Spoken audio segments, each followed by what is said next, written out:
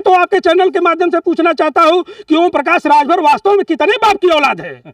कितने बाप की औलाद? एक ही बाप के होंगे। एक ही बाप के होंगे ना, लेकिन ये तो खुद अपने माँ को गाली दे रहा है व्यक्ति। बंदर के हम लोगों की तुलना कर रहे हो। बंदर तुम हो सकते हो, तुम्हारा बाप हो सकता है, तुम्हारा खानदान हो सकता है, तुम्हारे दोनों बेटे राहु केतु हो सकते हैं, लेकिन राजभर समाज न बंदर है।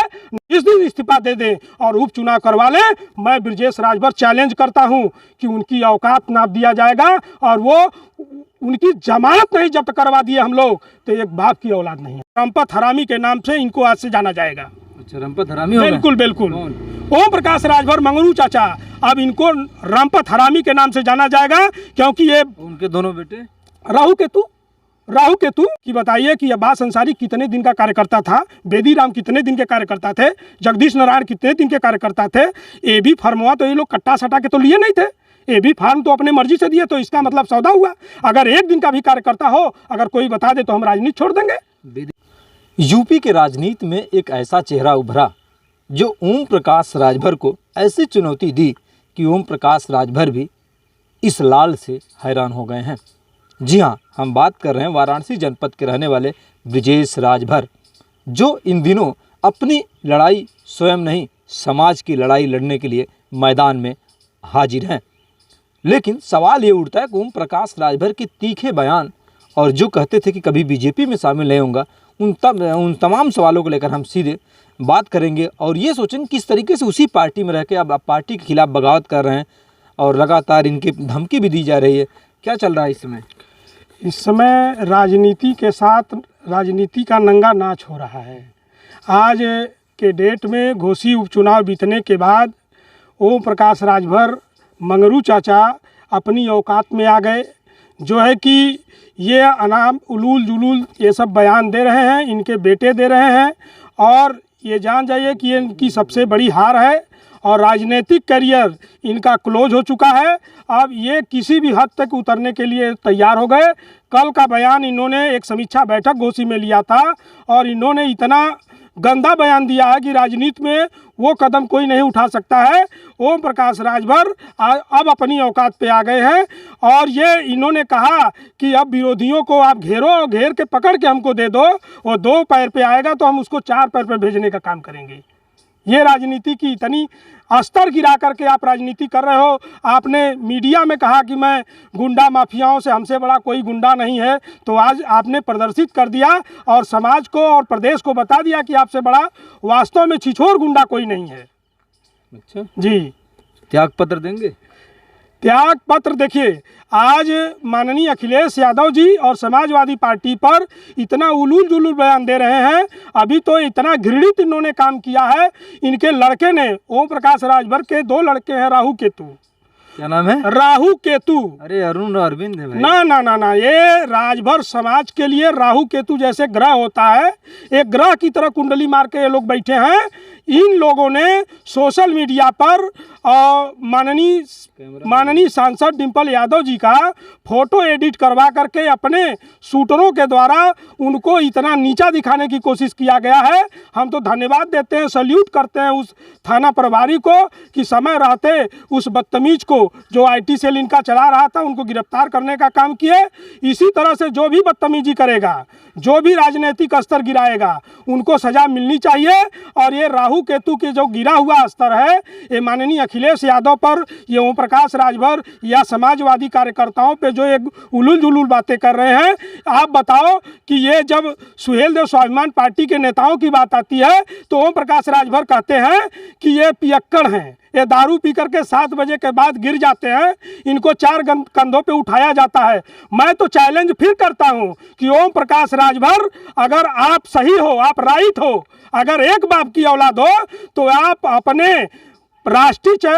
राष्ट्रीय कमेटी से और प्रदेश कमेटी से 10 लोगों को चुन लो। ब्रजेश राजभर सुहेलदेव स्वाभिमान पार्टी के 10 लोगों का DNA टेस्ट करा लो और कौन पियक्कड़ है ये पता चल जाएगा। अभी आपका एक प्रदेश का नेता गांजा पकड़ाया, गांजा तस्करी में पकड़ा गया, और बताइए स्वाभिमान पार्टी को आप आरोप लगा रहे हो। आपका बेटा राहु केतु स्वाभिमान पार्टी, अगर राजभर समाज की लड़ाई आप लड़ रहे हो तो हम लोग भी समाज की ही लड़ाई लड़ रहे हैं, हम लोग भी हिस्सेदारी की लड़ाई लड़ रहे हैं। हम लोगों ने कोई सौदा नहीं किया, आपकी तरह हर दल में जाकर के सौदेबाजी का काम किया। लेकिन आप जो आरोप लगा रहे हो, जो आपका बेटा राष्ट्रीय चैनल पे बैठ करके सुहेलदेव स्वाभिमान पार्टी के पदाधिकारी और कार्यकर्ताओं को दगे हुए कारतूस, चिरकट, चिल्लूर, एक दुनिया भर का पियक्कड़, अनाप शनाप ये सब बातें कर रहे हैं। वास्तव में माननीय अखिलेश यादव जी ने सही कहा था कि इनको किसी मेंटल हॉस्पिटल में दिखाने की जरूरत है। ओम प्रकाश राजभर, मंगरू चाचा को और राहु केतु को या तो किसी झाड़ फूक करने वाले को दिखाने की जरूरत है, तब जाकर के ये सही होंगे। इनकी स्थिति अब सही नहीं है। क्या लगता है जहूराबाद से इस्तीफा देंगे? दारा चौहान को फंसा दिया। नहीं, देखिए, ये ओम प्रकाश राजभर की ओवर एक्टिंग देखिए। आज दारा सिंह चौहान खोज रहे हैं इनको खोजने की ज़रूरत दारा सिंह चौहान को तब पड़ी कि ये इनके कान फूंक दिए कि यहाँ तुम मंत्री बन नहीं पाओगे, सरकार बनी नहीं। दारा सिंह चौहान को गलत तरीका बता करके कि तुम इस्तीफा दे दो और चलो मैं तुमको डिप्टी सीएम बना दूंगा, एक डिप्टी सीएम मैं बन जाऊंगा। दारा सिंह चौहान बेचारे मान गए और उनसे 5 करोड़ रुपया लेकर के उनका ठेका ले लिए कि तुम 5 करोड़ दे दो, मैं तुमको फिर से विधायक बना करके डिप्टी सीएम बना दूंगा। अब 5 करोड़ रुपया लेकर के उलूल जुलूल बातें करके जो वोट, जो राजभर समाज का वोट, जो पिछड़े दलित अल्पसंख्यक समाज का वोट, क्या भाजपा में यादव समाज के लोग नहीं हैं? क्या भाजपा में राजभर समाज के लोग नहीं हैं? भाजपा में पाल, प्रजापति, लोहार, कुहार, बिन कश्यप, हर जाति समाज के लोग हैं। लेकिन ये बेईमान एक जाति को टारगेट बना करके कि यादव की 12 बजे बुद्धि खुलती है। आज यादव समाज इसलिए नाराज होकर के भाजपा को वोट नहीं दिया कि ये जान जाइए कि ये आदमी गठबंधन अगर नहीं किया होता तो वास्तव में कहीं न कहीं से कुछ प्लस पॉइंट हो जाता, अच्छा वोट मिलता। हारते तो जरूर, लेकिन ओम प्रकाश राजभर की वजह से दारा सिंह चौहान चुनाव हार गए और उनको डिप्टी सीएम बनाने का झांसा दे करके ओम प्रकाश राजभर ने अपने भी पैर में कुल्हाड़ी मार करके, और दारा सिंह बेचारे को आज के डेट में वो विधायक रहता कि नहीं रहता, आज उसको तनख्वाह सैलरी मिलती, सम्मान रहता कि नहीं रहता, उसको डिप्टी सीएम बनाने के चक्कर में झांसा दे करके ओम प्रकाश राजभर ने उनको भी फंसा दिया। तो क्यों जिस तरीके से दावा था कि अपने एक बाप की औलाद में अगर हम त्याग पत्र दे देंगे, उसको कैसे देखते हैं? देखिए, ये तो मीडिया पर राष्ट्रीय चैनल पे आके ओम प्रकाश राजभर ने ये बता दिया कि कितना मेरा निम्न स्तर है राजनीति में, और उनके कार्यकर्ता, उनके बेटों ने दिखा दिया। नहीं तो ओम प्रकाश राजभर एक जमाने में कहा करते थे कि मोदी और अमित शाह को अगर मैं गुजरात नहीं पहुंचा दिया तो एक बाप की औलाद नहीं। ये ऑनलाइन मीडिया में है। और वही आज घोसी और के चुनाव में बड़े मंच से जहां की मुख्यमंत्री जी गवाह हैं, और वही उनको लुभाने के लिए अपने मंत्रालय के चक्कर में, अपनी टीआरपी बढ़ाने के चक्कर में ओम प्रकाश राजभर ने फिर कहा कि अगर मैं अखिलेश यादव को सैफई नहीं पहुंचा दिया तो एक बाप की औलाद नहीं। तो मैं तो आपके चैनल के माध्यम से पूछना चाहता हूं कि ओम प्रकाश राजभर वास्तव में कितने बाप की औलाद है? कितने बाप की औलाद? एक ही बाप के होंगे। एक ही बाप के होंगे ना। लेकिन ये तो खुद अपने माँ को गाली दे रहा है व्यक्ति। जो अपने माँ का नहीं हुआ, जो अपने बाप का बेटे का नहीं हुआ, वो किसका हो सकता है? मुख्यमंत्री खुश कर रहे हैं क्या? बस मुख्यमंत्री को खुश कर रहे हैं। और मुख्यमंत्री खुश कहाँ है? मुख्यमंत्री तो उनको कुर्सी तक, अभी किसी समय अभी इनका मीडिया में था कि केशव प्रसाद मौर्य जो है डिप्टी सीएम है, ये स्टूल मंत्री है। अगर मैं उस जगह होता तो स्टूलवा खींच के मारता। अरे यार, कम से कम जरा सी शर्म आनी चाहिए कि तुम तो गए थे मिनिस्टर डिप्टी सीएम बनने ना, तो हम उनको तो टेबल भी नसीब हो गया, लेकिन तुमको तो दरी भी नहीं मिली। और यही घोसी के चुनाव में भाजपा के कार्यालय में तुमको झाड़ू मारने की ड्यूटी दे गई, वो भी चैनल पे चल रहा है। ये आदमी झाड़ू मारने का काम किया। कोई इनका कार्यकर्ता कह रहा था कि नहीं वो अपने कार्यालय में मार रहे थे। अरे चुनाव दारा सिंह चौहान लड़ रहे हैं, चुनाव भाजपा का पदाधिकारी और कार्यकर्ता लड़ रहा है, और तुम अपना कार्यालय में कैसे झाड़ू मार रहे हो? तुम तो वहाँ भाजपा के कार्यालय में झाड़ू मार रहे थे। ये झाड़ू मंत्री बनेंगे। इनको सर्कस का बंदर नहीं बना दिया गया। ये किसी चैनल पे इन्होंने कहा कि राजभर समाज के लोग बंदर होते हैं, बानर होते हैं, सुने होंगे ना। मैं इस बात का खंडन करता हूं और ओम प्रकाश राजभर को वार्निंग और चेतावनी देता हूं कि इस बात को वापस ले लो, और नहीं तो राजभर समाज अब तुम्हारे खिलाफ मुकदमा कराने जाएगा। अब बहुत हो गया बर्दाश्त, अब पानी सर के ऊपर जा रहा है। आपको अपने बातों को वापस लेना पड़ेगा। राजभर समाज का इतना गौरवशाली इतिहास है, हमारे इतने बड़े बड़े पूर्वज हैं, राजा महाराजाओं के, हम लोग भारतीय क्षत्रिय हैं, और आप बंदर के हम लोगों की तुलना कर रहे हो। बंदर तुम हो सकते हो, तुम्हारा बाप हो सकता है, तुम्हारा खानदान हो सकता है, तुम्हारे दोनों बेटे राहु केतु हो सकते हैं, लेकिन राजभर समाज न बंदर है न दारू पियक्कड़ है। ये दारूबाजी का सर्टिफिकेट देता है, ये बंदर कहता है, कहीं उलूल जुलूल बातें करता है, ये समाज को नीचा दिखाने का काम करते हैं। ये ऐसे नेताओं को तो जूता मार करके समाज से भगा देना चाहिए। घोसी में कैसे हार गए ओम प्रकाश? घोसी में बड़बोलेपन से, ये 5 करोड़ रुपया जो एडवांस लिए थे दारा सिंह चौहान से, ये उलूल जुलूल बातें करके जो वोट इनको मिलना भी चाहिए था वो वोट नहीं मिला, केवल ओम प्रकाश के गठबंधन से। मैं तो योगी जी से, आपके चैनल से अपील करना चाहता हूं हाथ जोड़ करके कि भारतीय जनता पार्टी अगर 2024 में कुछ अच्छा करना चाहती है तो ओम प्रकाश राजभर को मिनिस्टर न बना करके उनको जल्द से जल्द, जितना जल्दी भाजपा गठबंधन से बाहर निकाल दे, कम से कम कुछ आपके सेहत में मजबूती आएगी, ताकत आएगी। जो 10-20 सीट मिलना है वो भी सीट नहीं मिलेगी। 80 सीट इस बार इंडिया गठबंधन लेके जा रहा है माननीय अखिलेश यादव जी के नेतृत्व में। कितनी चुनौती है। ओम प्रकाश राजभर की पार्टी में थे और कहते हैं कि पूरा समाज हमारे साथ है, और ये भी कहते हैं कि जिस तरीके से ओम प्रकाश राजभर का दावा है कि जल्द मंत्री बनेंगे, कब मंत्री बन रहे हैं? कुछ मंत्री नहीं बनेंगे। मंत्री तो उस जमाने से बन रहे हैं कि जब ये सावधान यात्रा निकाले थे, माननीय अखिलेश यादव जी से बगावत किए एक एमएलसी सीट के लिए, अपने बेटे को एमएलसी सीट नहीं मिला, ये आदमी वहाँ से नाता तोड़ करके अब इधर मंत्री बनने के लिए आया था। उसी समय इनको कहा गया था कि मैं आपको मंत्री बना दूंगा, तब से ये मंत्री बन रहे हैं। ये मंत्री नहीं बनेंगे। अरे वो तो कहते हैं कि समाज की लड़ाई लड़ रहे हैं। कुछ नहीं, वो समाज की नहीं, वो अपने परिवार अपने बेटे के लिए। इनकी पार्टी वोटी तो है नहीं, ये प्राइवेट लिमिटेड कंपनी के मालिक हैं, और ये दोनों कंपनी के इनके बेटे और इनके जो है कि सह मालिक हैं। और ये कंपनी वंपनी नहीं है, इनके पार्टी में जो कार्यकर्ता या पदाधिकारी अपने आप को कुछ समझते हैं।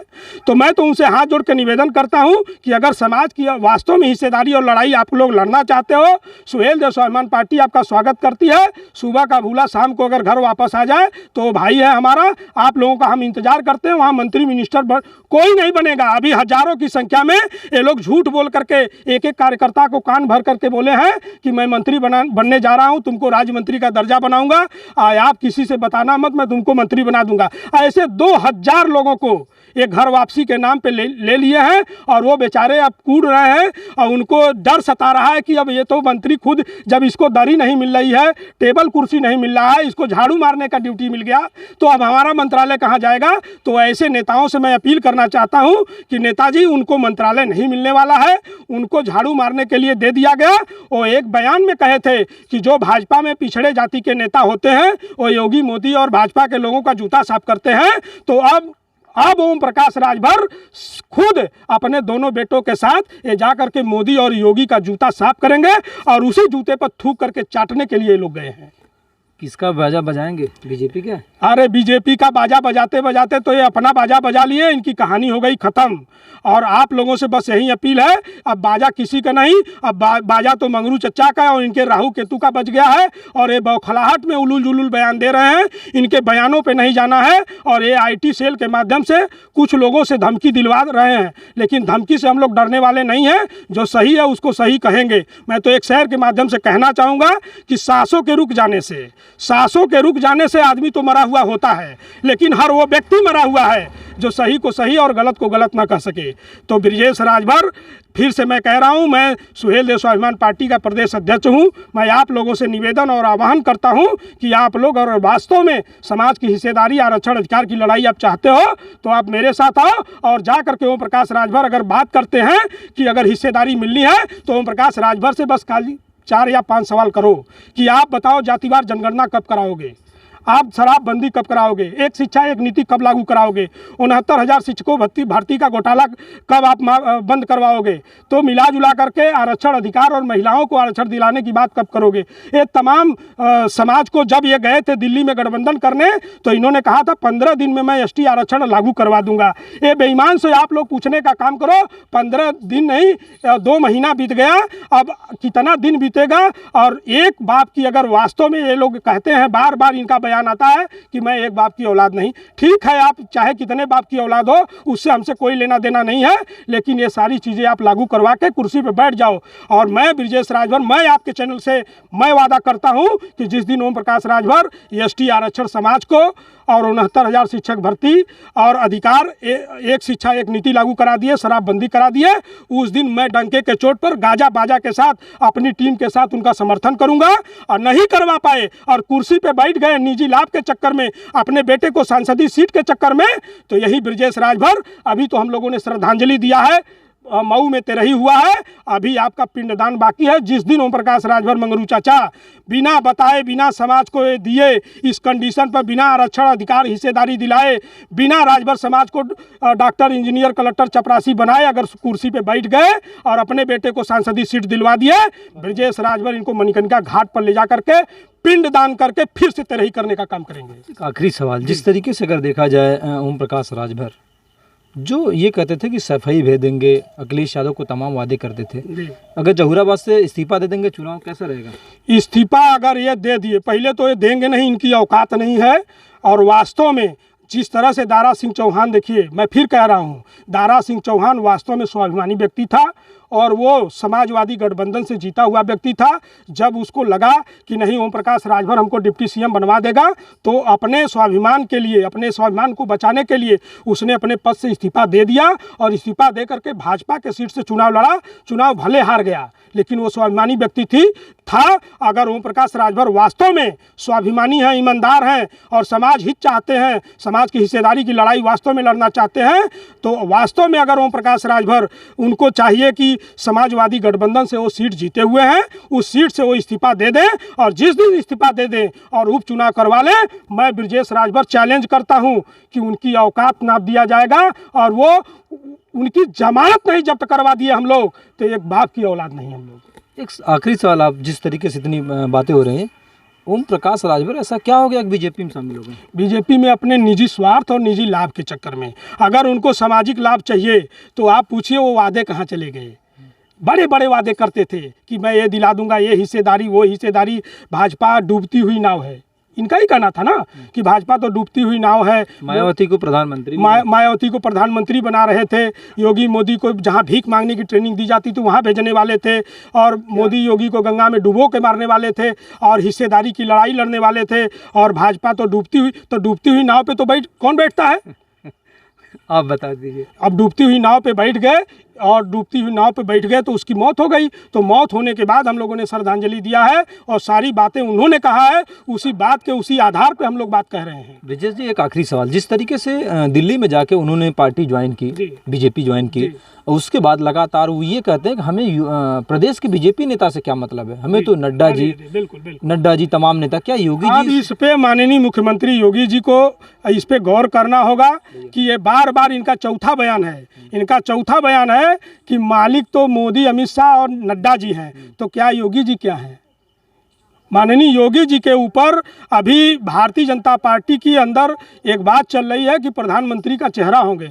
इतने बड़े दिग्गज नेता को आप किनारे लगा दे रहे हो और तुम कह रहे हो कि नहीं भाजपा के मालिक वो हैं, तो शीर्ष नेता हैं, तो माननीय मुख्यमंत्री योगी आदित्यनाथ जी क्या हैं? तो इस बात पे तो गौर उनको करने की ज़रूरत है। भाजपा के समर्थक और भाजपा के नेताओं को ज़रूरत है कि ओम प्रकाश राजभर किस पे इशारा कर रहे हैं। हो सकता है इनकी वजह से भाजपा में कलह न हो जाए और आने वाले 24 के चुनाव में इनके वजह से भाजपा चुनाव बुरी तरह से हारने जा रही है। और हम तो आगाह करना चाहते हैं कि अगर मोदी जी, योगी जी, आप अपनी सीट, अपनी 2024 की स्थिति को कुछ सुधारना चाहते हैं, सुधरने वाला तो है नहीं, अगर कुछ सुधार लाना चाहते हैं तो ओम प्रकाश राजभर मंगरू जी को तत्काल प्रभाव से तुरंत गठबंधन से बाहर कर दीजिए, और नहीं तो पूरी भाजपा की मटिया मेट होने जा रही है। नया नाम आपने चयन किया क्या? नया नाम तो देखिए बस सीधा सीधा है भाई, मंगरू, पलटू राम, मुहबौना, बिना पेदी का लोटा, दुमछल्ला, तमाम बहुत से नाम, पियरका चाचा, पियरका मेढक, तमाम चल रहा है। लेकिन अभी मन में मेरे ख्याल आया कि मैंने ही मंगरू चाचा इनका नाम रखा था, लेकिन अब इससे भारी नाम, क्योंकि इससे भी स्तर इन्होंने गिरा दिया। तो एक भोजपुरी में पहले भड़ैती होती थी, उस भड़ैती में एक बहुत बड़ा किरदार बड़ा चर्चा में रहता था, रंपत वो नौटंकी करता था, कॉमेडी करता था। रंपत हो गया? अरे तो रंपत हरामी हो गया। कौन? ओम प्रकाश राजभर राजनीति के रंपत हरामी हो गए और इनको अब उसी स्तर से देखा जाना चाहिए, क्योंकि इनसे ज़्यादा स्तर गिरा करके भारत के इतिहास में, भारत के राजनीति में अभी तक कोई राजभर समाज का नहीं, पिछड़े दलित अल्पसंख्यक समाज का कोई ऐसा नेता इतना बड़ा टैग, इतना बड़ा आरोप नहीं लगा होगा, इतनी बड़ी बेईमानी, इतनी बड़ी नीचता पे कोई नहीं उतरा होगा। इसलिए राजनीति का सबसे बड़ा हरामी रंपत हरामी के नाम से इनको आज से जाना जाएगा। अच्छा, रंपत हरामी होगा? बिल्कुल बिल्कुल। ओम प्रकाश राजभर मंगरू चाचा, अब इनको रंपत हरामी के नाम से जाना जाएगा, क्योंकि ये उनके दोनों बेटे राहु केतु अब इन्होंने बात में उंगली गिनाते थे, जातियों को उंगली पे गिनाते थे।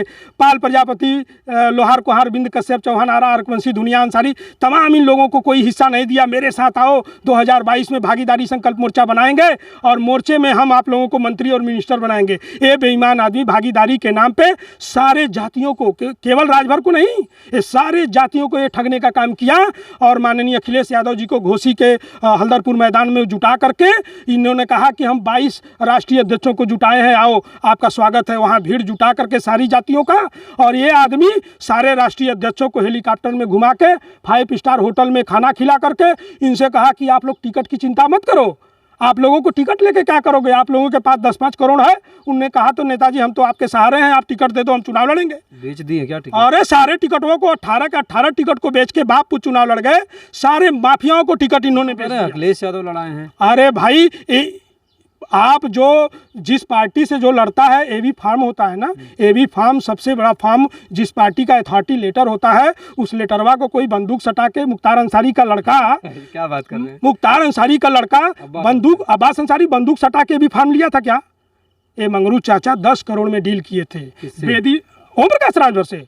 और भाई बिना एक दिन का भी वो कार्यकर्ता नहीं है, वो कोई बता दे, मैं राजनीति छोड़ दूंगा कि बताइए कि अब्बास अंसारी कितने दिन का कार्यकर्ता था, बेदी राम कितने दिन के कार्यकर्ता थे, जगदीश नारायण कितने दिन के कार्यकर्ता थे।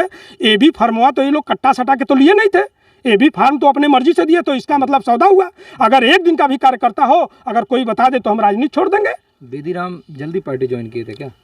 बेदी राम वही टिकट खरीदे और आ गए डायरेक्ट। वो तो भारत का सबसे बड़ा नकल माफिया है। इतना बड़ा नकल माफिया कोई है भारत में? इतने बड़े व्यक्ति को आपने टिकट बिना शर्त दे दिया। क्या कितने दिन का वो कार्यकर्ता था? तो मैं ये बताना चाहता हूँ, कौन सबसे बड़ा माफिया है? बेदी राम। कौन है वो? नकल माफिया जो आज उनके साथ घूम रहे हैं। किसके साथ? ओम प्रकाश राजभर, मंगरू पलटू राम के साथ। राजभर समाज के सबसे बड़े सौदागर ये माफियाओं को टिकट बेचे, और जो भागीदारी के नाम पे सारी जातियों को इन्होंने जुटाया था। सारे नेताओं का मैं नाम गिना सकता हूँ, बाबू सिंह कुशवाहा, बाबूराम पाल, अनिल सिंह चौहान, और जो है कि कितने राजभरों को उन्होंने टिकट दिया था? एक भी ये राजभर को इन्होंने टिकट नहीं दिया। फिर क्यों कहते हैं राजभर समाज को आगे? कुछ नहीं, बस खाली बहकाने और लूटने के लिए। और सारे लोगों को इन्होंने धोखा दे करके बाप पुत चुनाव लड़ गए। और जब वहाँ सरकार नहीं बनी, अगर माननीय अखिलेश यादव जी की सरकार बन जाती तो वहाँ नंगई करते कि हमारा बेटा डिप्टी सीएम बनेगा और मैं कैबिनेट मिनिस्टर बनूंगा।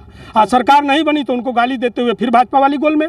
कैसे इतना झूठ बोल लेते हैं? बस उनका प्राइवेट लिमिटेड कंपनी है, उनको राजनीति और समाज की हिस्सेदारी से कोई लेना देना नहीं है। और ये आदमी पूरी तरह से एक्सपोज हो चुके हैं। अगर जरा सा भी ईमान धर्म बाकी है तो इनको तो चुल्लू भर पानी में डूब के मर जाना चाहिए। ऐसे नेताओं को, ओम प्रकाश राजभर और उनके दोनों बेटों को।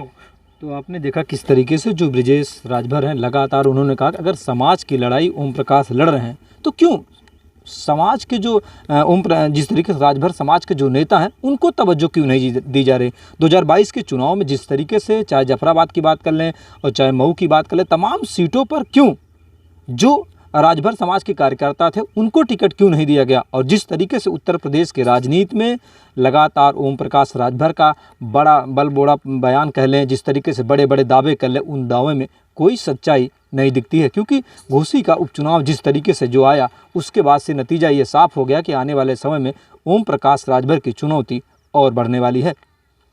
आर गंगा के लिए राहुल यादव की रिपोर्ट।